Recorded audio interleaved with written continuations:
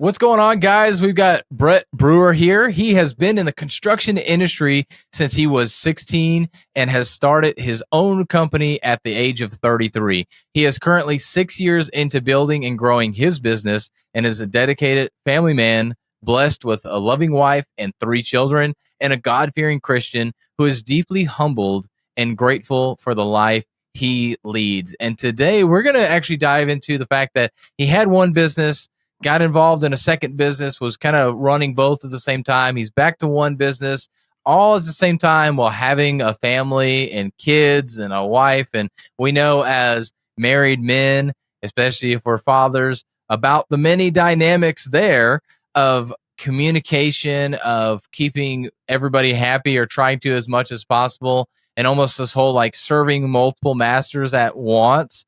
And so I think Brett would be a great example for us to be able to learn and extract some of that knowledge from him as he went through this, because I know he is very family-oriented man, and we were talking offline a little bit about that and the importance of that, and actually some of the struggle he had at a certain point. But before we get into that, Brett, welcome to the show. Oh, man, Philip, I appreciate it. It's been a long time coming, and I appreciate the intro, too. That was definitely doesn't feel like an intro I should be getting, but I do appreciate that. Excited for today. So, hey man, you're doing the work. You've been putting a lot of work since we've been getting to know each other, and you've been putting in the work, doing a lot of those things. So, really looking forward to diving into that with you. Yeah. No, likewise. Let me know where you want to start, and we'll jump right into it. All right, so let's kind of get this big picture. I really want us to go from where you went with the one business. You kind of started building up the second business and kind of what that looked like. I'm sure your wife, she's been used to you kind of being the crazy business owner. You have a team with you and everything. So you're not literally a solopreneur doing all the work and all that stuff, but there's still a lot of day-to-day stuff that you're doing. And now you decided, I'm going to go ahead and help out a buddy and essentially run his business. Talk to us about that dynamic. What was going on there? What was the communication front looking like on the home front? Yeah, no, it's great. So the first business took me a few years to kind of get it running. We'll say for the most part by itself, which allowed me to kind of open that door to take on another business. So like you said a minute ago, a buddy of mine, similar industries. So structure was completely the same. My idea for that was to be able to jump in and just kind of help serve somebody else's business, to kind of kickstart them off in an area that I didn't actually get myself. I had a lot of trial and error, and basically learned by all my mistakes. So the goal was to try to team up with him to help him not make the same mistakes I did. As far as the communication side, though, that got really tricky because it's like with children, you have one child and it's like, man, this is great. You have 2 and you're like, man, 1 was so easy. And then you have 3 and it's like 2 was way easier. So it was kind of same dynamic. 2 businesses. It was like, oh yeah, I got it. We can do it. We jumped into it and I realized real quick it was going to take a lot more initiative on my end than I anticipated. I was really going to need to put in, which we all have the same 24 hours in the day. So it took time away from areas that I obviously didn't expect, family being one of them.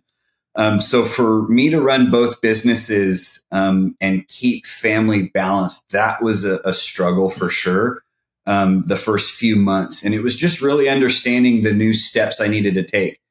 My point of view or side of it was I'm literally going to do the same thing I did over the last couple of years. I'm just going to do it here. We're going to plug and play it. And it wasn't as seamless as I anticipated because I had it all up here figured out. Explaining it to others that didn't was a little bit tougher, especially in that business.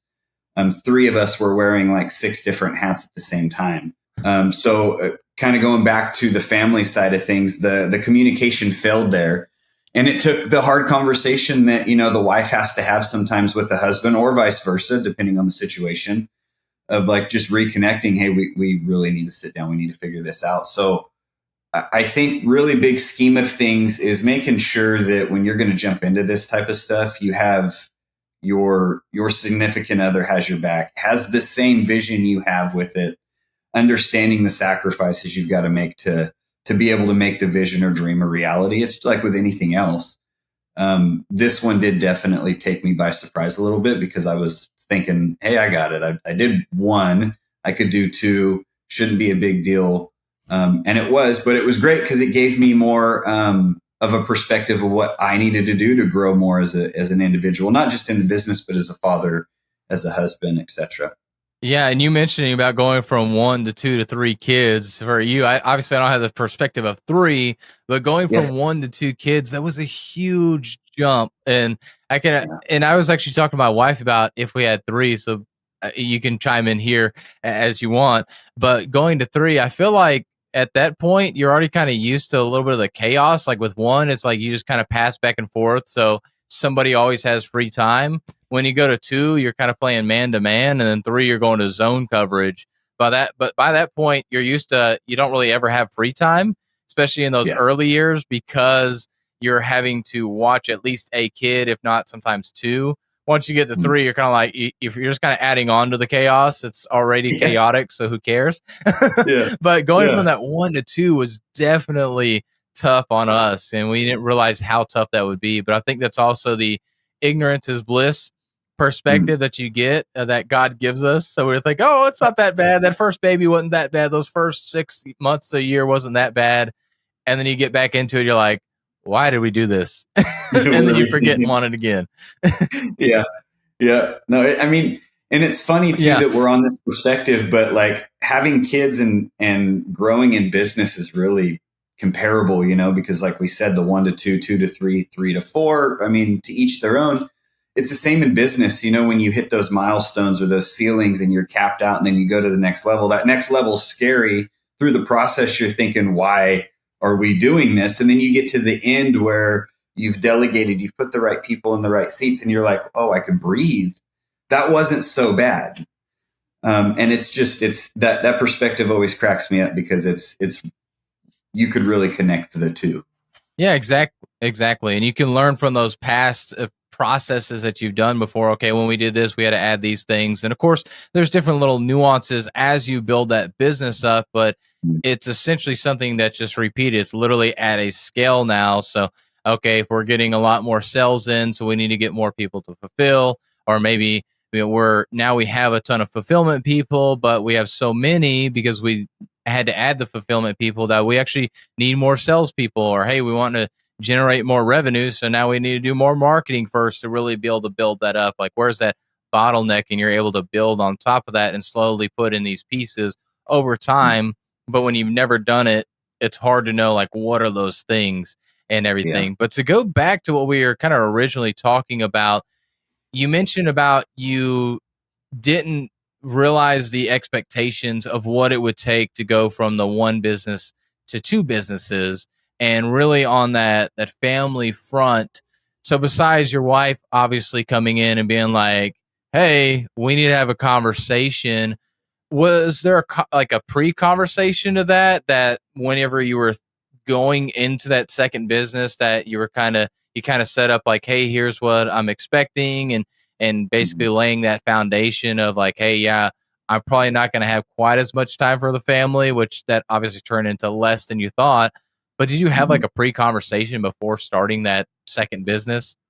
Yeah, so you cut out a little bit. So I'm going to try to answer it the best way I can, which I think I understood with the end of your conversation or your question. So with the wife is what we're talking about, correct? Yeah. So did you have a Yeah. pre-conversation with her before going into that second business? Yeah. So I laid out the offer to the second business and I reviewed it with the wife. She's part owner in the first business. If I could be honest, when it comes to my wife, you hear the better half, 100% of that is with her. So where I lack, and a lot of that's kind of overseeing certain things, she's really good at pointing out. So always, yes, second conversation was had almost in every type of situation that requires us to make a decision that could potentially affect the family, whether personal, financial, whatever it may be. But the way that conversation looked was basically us kind of looking at what it's going to take, how much time I originally, like now currently put in the first business, how much time we think the second business is going to take up, and then how much time that leaves us for our family and activities. And like most things, especially if you're a guy, you have this big, great plan. It looks beautiful. It's all nice and neat on your paper, and it goes nothing to plan. And so that's essentially what it looked like. The second conversation was had. It ended great. We were all on the same page. However, we were just not reading from the same book the business was reading from. And so it definitely brought a different dynamic, because what we both thought was going to happen, in fact, didn't. So it really brought us out of, I guess, our comfort of having to have those tougher conversations. And this isn't working out the way we expected. What got me really thinking was, at what point do we have to either say we're going to figure it out in this amount of time and give us that leniency, or are we going to just kind of shut it down, walk away, let them know, obviously we're good, but it's just not working out for us personally. I think we were able to make it work. It just took us kind of hitting some rocks, through the venture, and really just trying to put the right pieces in play. Again, this company was new, so it had no systems, it had no processes. So everything was done manually. It was done based off of what somebody was thinking, when they were thinking it, when they communicated it, when you had time to receive emails. So it was a bit messy that we were able to really clean up. And it's taken off really well now, to where it's like, it's one of those situations where I don't think I'm as needed anymore. So we decided to, pull out and let the business kind of do its thing. It's what we helped build it for. We weren't in it for the long haul. We were in it for just kind of partial. But I also think that's what made the second conversation easier, is we knew this wasn't going to be a 10, 15, 20-year venture. This was just going to be something we were going to help some friends do. Yeah, and I think that pre-conversation was the biggest thing that I think a lot of people in marriage, but also in business, miss out on, is they don't have that pre-conversation. And of course, when we're not doing something yet, it's really hard to say, oh, this, and this are going to happen. And then even if we do, if we could start up the exact same business, it's still not going to go exactly to plan. It's not going to be exactly like the first one was. And hopefully it's better than the first one. But even then, you can try to have the most detailed, perfect plan. It's never going to go according to plan. But what I think is most important, and the thing that you did very well, was y'all had that pre-conversation. Y'all talked about that, and y'all discussed that. And of course, your wife was willing to start that tough conversation of, hey, look, I'm not happy with this current situation. Not where she was at a point where it's like, hey, well, I'm out of here because you don't love me anymore, or anything crazy like that, which could have been understandable given a situation like that. But she was willing to have that conversation. And that's oftentimes when we don't do that first conversation to say, hey, here's what I think is going to happen, especially in our marriage. What I think is going to happen. What do you think? Where do you think I'm missing things on? But then also kind of setting the expectation and the boundaries of how much time and effort are we going to put into this and neglect the family, so to speak, in this busy season. But then as maybe you're spending more time like you were, we don't go back and have that next conversation either, because that's the truly tough conversation. It's easy beforehand, just like going to the gym and working out. It's easy to say, man, I'm going to go hit the weights. I'm going to do this, that, and the other. And you get in there and all of a sudden you're like, oh, man, I'm just tired. Oh, man, this is so much harder than I thought it was going to be, because you were ready to go. But once reality hit, it was a completely different thing. And so y'all's marriage, that was that reality setting in, and your wife was willing to have that conversation again. Of course, you as well, but she's the one that brought it up. And I'm sure it's because you kind of had blinders on. You were just trying to make the business work out and all that stuff. Yeah. And so before I go to the next part, I mean, do you have any thoughts on that? Like what was kind of your idea around all that, and like why you kind of went about having those conversations? Yeah. So you touched on something a minute ago about expectations. And a lot of people, business, personal, whatever, I've ran into a bunch of people. More people don't want to have the hard conversations because they're hard. I think one of the things my wife and I do so well, and I think what we do so well in the business, not just in management, but through employees as well, all the way to like boots on the ground, is we set expectations in the conversation, whether it's the original or the second, of what we're doing, why we're doing it. You create the expectation, that just opens the door for the hard conversation to not be hard anymore. It doesn't have to be hard, especially when you're both understanding the expectation is this and our timeline is that. And if those don't meet, then we need to reevaluate it. We've already agreed on that. So um, those tougher conversations are really easy to have when you know what the expectation is and it's mutual. You both understand it. It's both the same expectation. So when the wife or the husband or the boss or the project manager, whoever has to have the quote unquote hard conversation, as long as those expectations were said, meant, and agreed on, it's really simple to just stay communicated and connected on the same page. So I liked the fact that you touched on that expectation because that's huge. Just because you communicate doesn't mean you're communicating appropriately or right to the individual that needs the communication. So I think as long as you create that expectation in the conversation, it should be pretty simple to stay on the same page. And if you're not, or the plan doesn't go as detailed or as planned in entrepreneurship, it happens every day. It makes those difficult conversations not so difficult, which makes them easier to have. And I think we should be having more of those personally. Yeah, I agree. And really setting that expectation, because if you've said something to offend me, but then I just, get angry at you and I just hang up this call or whatever, you're like, what in the world? What did I do? What did I say? You're going to be completely confused. But, and this is, of course, I didn't set the expectation up front. Or let's say maybe like you just start throwing a bunch of F bombs. And I told you at the beginning of the podcast, hey, we don't cuss on my podcast. And you're just throwing F bombs. And I'm like, dude, like we're done. We're not doing this conversation anymore because you won't abide by this. Then you're going to understand. But if I just like all of a sudden hang up and or like stop the recording, I'm like, dude, you can't do that. You're like, what? Like you didn't tell me anything about I couldn't cuss or whatever. Like, and that's just an example. Obviously, I've been cussing. But if I don't set that expectation up front, then when you violate my expectation that was unspoken, you're completely thrown off and you don't understand how big of a deal that was. And that's especially, I think, in our personal or our spousal relationships, that's where we really get upset with each other and more fights happen because of that lack of expectation, that lack of communication up front.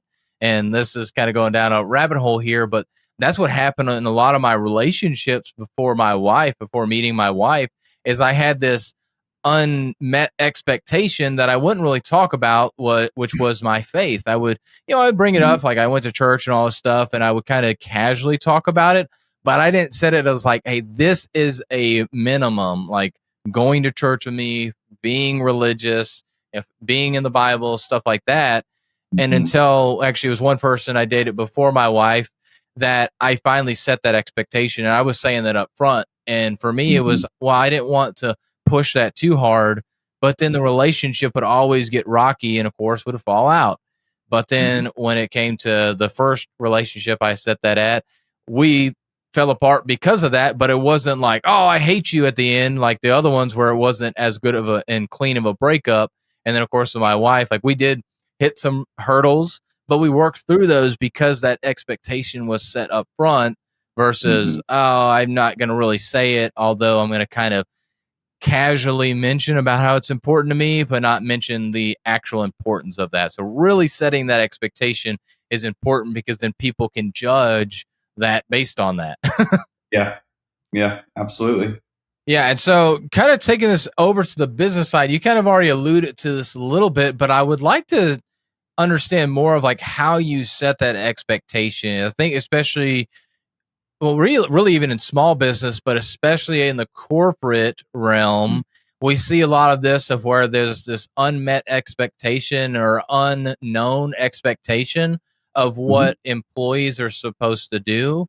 And even if you are an employee that is tries to be an overachiever and tries to be proactive and ask what the expectation is, a lot of times the leadership or the management, one, they probably don't even know it themselves because it wasn't passed down from top leadership, but also they don't just set an expectation either. And then they don't obviously end up having the hard conversations as well.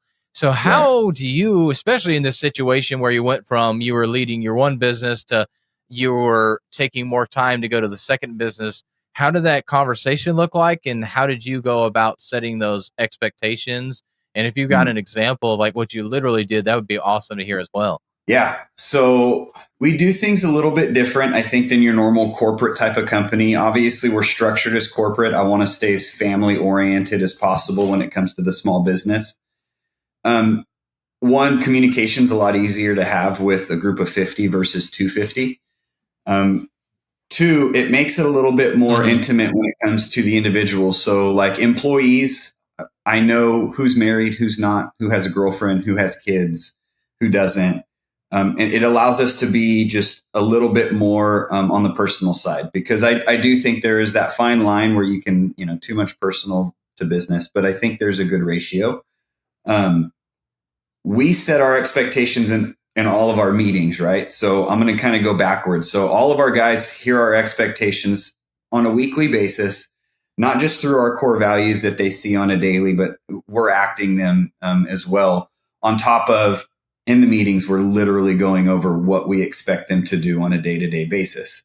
Now, how did we come up with the expectations? You mentioned that coming from the top down, and it naturally it I will be obviously the seat up top. I give the vision of where I would like to see us get. My management tells me how we're going to get there. So I don't actually set the expectations for my management team. I give them where I want the company to be, and I allow them to get us there. Now, I'll oversee it. I'll make sure we're in the right direction. We collect data throughout the days and weeks, and we kind of compile them into averages so we can kind of see where we're trending and whatnot. So when that hard conversation has to happen, it doesn't have to be so hard, because I wasn't the one that said we can get us there in the timeline. They said they can get us there. It was the leadership, in fact, that was the ones that came up with it. So our conversating to that's super simple. And it's just weekly, but it's like, where are we at? What's the heartbeat look like? Because my project manager and my supervisors have created the daily average to get us to my expectation of where I want the company to be. They're the ones that are getting the expectations broken down into the daily and weekly requirements that they have to fulfill, that the team has to fulfill, in order for us to really fill out like the bigger purpose of what the company's trying to do. I really like that. It's a great structure, but there's one thing, and I'm gonna go back to my example of my wife that I hope people haven't overlooked. You had a certain frequency with that. And if one of the reasons why I had to have a tough conversation with my wife about the religious part was because I had set that expectation, but then I failed to continue. And obviously, I wasn't going to like beat it in like, hey, this is the most important thing. This is the most important thing. But I failed to kind of continue to bring up that expectation. And as I started to see it fall off a little bit, I should have brought it up sooner. So it was really on me, but I did bring it up. And then that's when it kind of clicked for her. And that's when it clicked for me in my life in general, that while I set the expectation, I didn't continue to really set it or continue to say it enough times that it actually made sense. Because when you're not living it and breathing it, when it's not in your head, it's not something that is going to be known. And this is kind of like marketing 101. This is core values in a company. You can put them on a wall, you can say them once or twice, but if you don't continue to say them, people are going to forget about them, or they're not going to think that they really matter that much. It was just something the company decided to do one time or talk about one time. And the same thing with that expectations. And that's what y'all are doing, is y'all continue to go through those expectations. And of course, in the management review, it's a little bit different because you're literally trying to make sure and get a pulse on where we're at. Are we actually hitting those expectations and the goals of the company? But then the way that they're actually delivered to the employees, the people down below, project manager and managers and everything, is going to be different. So I'm like, hey, are you meeting our expectations? But I would love to hear kind of how do you have any clue how they're kind of delivering that or making sure that those expectations are getting hit and being talked about without literally being like, hey, this is our expectations. Don't forget, guys, this is our expectations. Like, this obviously needs to be a more natural thing. So how are y'all going about spreading naturally those expectations of the company and the future and vision of the company as well? Yeah, absolutely. So we've got foremans on our crews. We have leadmen on our crews, which is obviously the foreman's right hand. And then we've got basically just, your construction labor that kind of falls in between different levels to different individuals based off of what they can bring to the table skill wise. So you've got your crews. Right now we're running 4. What we'll do is we'll bring our foremans and our leads in, because those are going to be the guys that have earned it. We don't do seniority. So it's like, it really allows us to see the individuals that want to really grow and are willing to do the extra and go the extra mile for the company. We'll bring our leads, our foremans in, and we do the same thing I do with my leadership team on the management end. Our leadership management team does the same with foremans and leads. They don't tell them what they expect. They basically have the conversation and let the foreman and the lead let them know what they're capable of, and they create their own expectation. And so it's a trickle down effect from the way I do it with our management and the way our management does it with our foremans and our leads. And then our foremans and our leads, they delegate certain tasks to certain individuals based on what that individual is doing for the day. And so it makes it very streamlined, because for a long time it was me telling everybody what to do, and then they go out and do it, and then I've got to make the corrections. And then we really started plugging and playing the right person, right seat based off of traction. And that's been a great book and a great outline for us to kind of put into our platform to kind of just expand off of what we already do. So at the end of the day, when you allow somebody else to tell you what they can do, you get so much more buy-in out of that than you telling them what they need to be doing for you. I don't know. There's, certain individuals out there, that you can have that, like, hey, I need you to go out and do this today. And you take it, you run with it, and you go get your job done. Then there's others that get offended, maybe because of the tone or how you said it. Every single person we've ran this by has buy-in. They don't get offended. It's their idea. I mean, most people want their idea to be used. There are those situations where it doesn't work out with their ideas. So we explain why and, pretty much run our play. But for the most part, if you're a leader, you're going to figure out how you're going to get done what you know needs to get done based off of what you think is possible. So if that expectation doesn't meet our expectation, then we have a different conversation. But it's never going to be like, well, you need to do this because this is how much we know we can get. We explain to them how we know they can do more, and we let them go out and pretty much put that in play. And then when they see more production, we turn it around. It was their idea. They did a great job. And if it wasn't for them, we wouldn't have figured this one out. So it literally, we're building everybody up from the bottom up. Man, and that is awesome. That is a perfect way to do that. And I wish more companies, I wish more leaders would do things like that. And that's one of those little things, because a lot of times we think about how can we get employee retention? How can we get employee satisfaction? And of course, the first thing, which of course that there is a certain, I would say, there's a good chunk that money is going to be the thing. But at the end of the day, somebody is not going to stay with a company unless if they're getting paid like 6 times what the market is getting paid or something. They're not going to stay there if they're miserable, if they feel like all they are is a cog in the wheel, if they feel like they are not given the respect, they're not able to do what they want to do. If they're not enjoying it, they're not going to stay there unless if it's a crazy amount of money. And no business is probably going to pay 6 times what your market rate should be.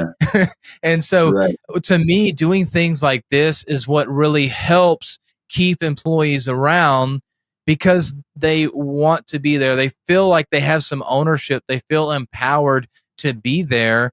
And not that you should pay less than because of that, but you're able to not have to pay more because that's apparently your only way to be able to keep that employee around. And unfortunately, there's a lot of businesses that seem to want to just throw dollars at people and hope they stick around. You're not building that loyalty that way. So I want to commend you and your team on doing that, because that is not something that a lot of companies do. Yeah, no, I definitely appreciate that. It gives us a whole different perspective. Obviously, 6 years ago, 7 years ago, I was an employee for somebody else as a number. So it just gave us a little bit more to really push towards, to make it to where we're creating more of a family than we are just a corporation. So I do appreciate that. Thank you. Yeah, of course. And then one thing when I hear this, I'm like in the back of my mind, I'm hearing this naysayer say, well, that's all fine and dandy, but what happens when an emergency comes up or something becomes urgent? You can't necessarily wait for somebody to quote unquote make the decision or come up with the idea. You're going to have to Mhm. tell them what to do. So, how do you handle those situations where it's rather than like, hey, what do you think we should do? It's like, hey, I need you to do this. Because Yeah. kind of going back to what you said, you got the different employees. I want to say like the older school employees, those ones that are probably over 50, you can tell them Mhm. what to do and they'll do it. Especially Yep. those under probably the age of 30 or 35. It's more like, hey, what do you think? You have to really kind of get their buy-in, and you can't necessarily tell them what to do because they're going to be offended. But there are situations where it's just hey, we need to get this done, and it's not like you're trying to put your thumb on them or put your foot on them and be like, hey, I'm the big boss. But there are times that just has to happen. So how do you or how does your team handle those situations where it is a hey, we need to do this now kind of situation? Yeah, so I think with our industry specifically being the underground utilities, I think there's certain situations that would call for that specifically where someone doesn't know how to make that decision. Even in those really serious situations, there's still enough time to ask the employee that's asking for some help. So if we're going to call up, we obviously we have a ladder system, right? Chain of command is just that you have to, or it'll just be a mess. So if you're calling your direct report, the guy that's right above you, if you're calling him and asking him, like say you're potholing to try to find utilities, you can't find the utility, and the phone call is, hey, what do you want me to do? I can't find this. You have to at least give two suggestions on what you think the solution is. That's a mandatory. It's non-negotiable. If you don't have two suggestions, don't call us. Now, we also have our foremans that watch our guys. If they see someone's been on something for, 30, 40 minutes longer than they're supposed to, they'll make sure that they'll check into. We'll run into, what I'm getting at is we'll run into guys that don't like to ask those questions. They don't want to feel dumb. I don't want you to think I don't know what I'm doing, even though I told you I've never done this before. And it happens. But as long as we're getting their buy-in and they're calling us and they're like, hey, I think I should do this and I think I should do that. It allows them to think outside the box. And then if we're constantly, yep, I agree. Yep, I agree. The next conversation on like the third or fourth call is a, hey, we trust you. You're good on these types of conversations or questions. Just go ahead and make the call because we believe that obviously you're the right guy for the right seat. You've shown us you know what to do. You just want to just double check and make sure it's correct.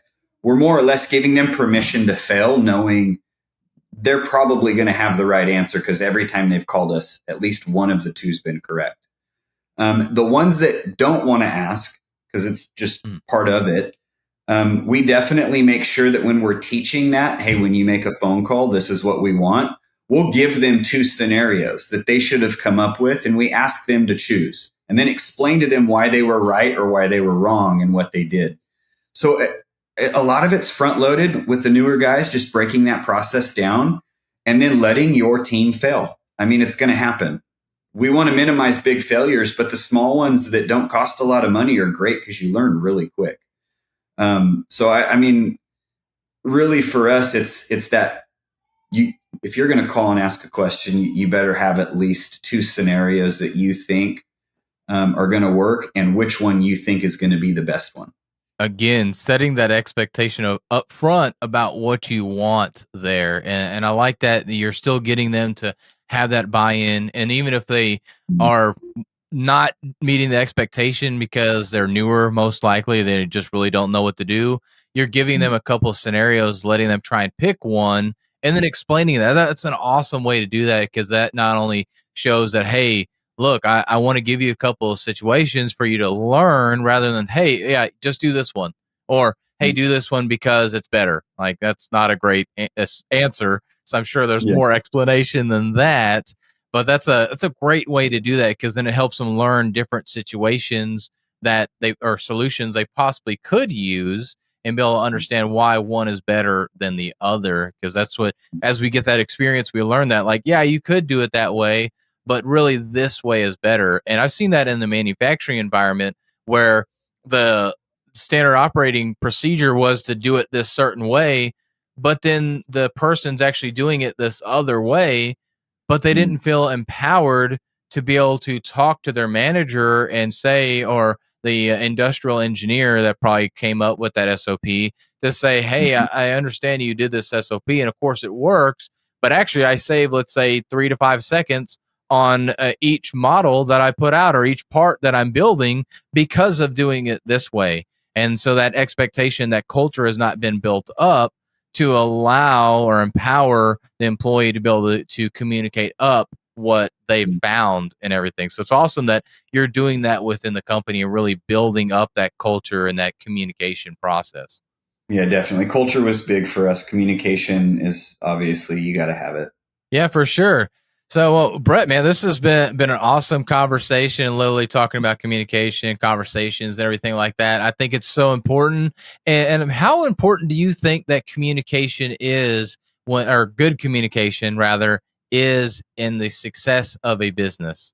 Yeah, I mean, outside of looking at safety, I think it's the most important, because as soon as you lack communication, you lack quality. As soon as you lack communication, you start lacking your values of what your company is built on, at least what it should be built on anyways.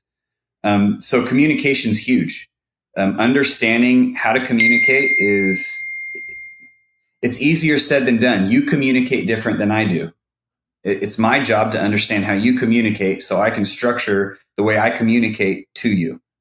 And doing that through a company's, like I said, easier said than done, but it's one of the most important things, because at the end of the day, that's what drives the company. Communication. You have to have it. Non-negotiable. Completely agree. And you mentioned something there. I don't know what perspective you were talking in, but I need to know how to communicate to you versus the other way. Is that you saying that from like a leader to somebody beneath you on the ladder, if you will? Or what did you mean by that exactly?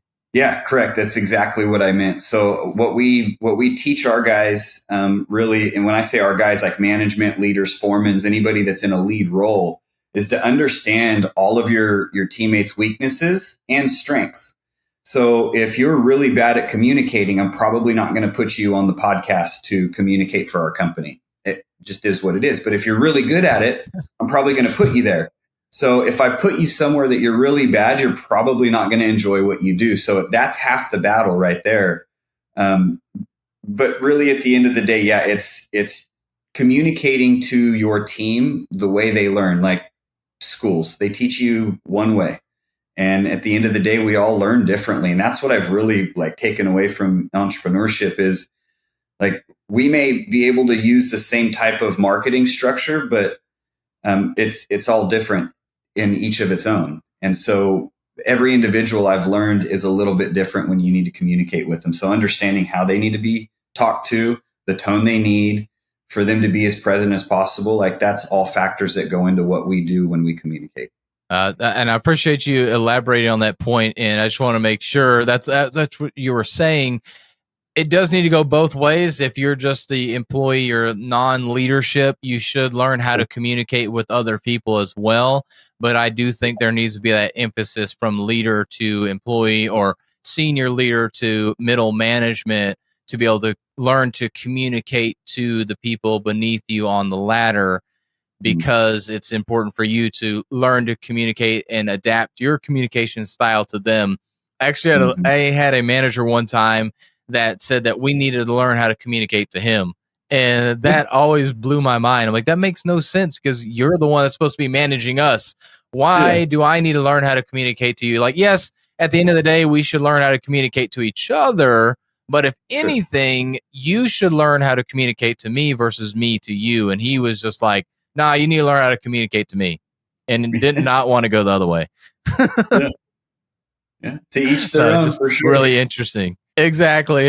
On that one, I'm going to say he was wrong, but, but yeah, to each their own for sure. At the end of the day, I left the company because of his poor leadership. So that says a lot there. But then again, I mean, somebody else might have liked the way that he led. Who knows? Yeah. So, but Brett, man, really appreciate you coming on, sharing this value on communication. Talk to us about the struggles as well as the triumphs that you've had with your company as well as personal life. There's a lot of value here on communication, which I believe is at least 90% of our problems in our life and in our business and really anything. That if we can start to learn to communicate better and communicate the way that people want us to and those expectations, we can resolve so many problems in our lives. Man, yeah, I agree. Absolutely. Yeah. And so I know you're not super active on social media, but if people do want to reach out to you, they do want to follow you, where's the best place for them to do that? Yeah, so Instagram, Facebook, LinkedIn, it's just Brett Brewer. So it'll be first name Brett _ Brewer. You can find me pretty much at those three. You'll see us a little bit more active. We've got some stuff working on the back and we're getting ready to kind of bring to surface. So you'll see a lot more action, especially on the company side. Awesome. I'm looking forward to that. So Brett, once again, thanks for coming on the podcast. Oh, man, Philip, thanks for having me. Appreciate it.